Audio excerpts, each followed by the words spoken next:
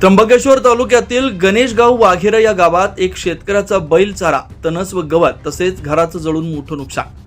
त्र्यंबकेश्वर तालुक्यातील गणेशगाव वाघेरा या गावातील श्री लक्ष्मण चैतू महाले रिटायर माजी सैनिक यांचे सुपुत्र श्री देवीदास लक्ष्मण महाले यांच्या शेतात कमीत कमी 20 ट्रॅक्टर तणस तसंच गवत हे त्यांच्या जनावरांसाठी साठवून ठेवलं असता त्यामध्ये कोणत्या तरी इसमानं आग पेटवून दिली असता साठवून ठेवलेल्या तणस व गवताचं मोठ्या प्रमाणात नुकसान झालंय।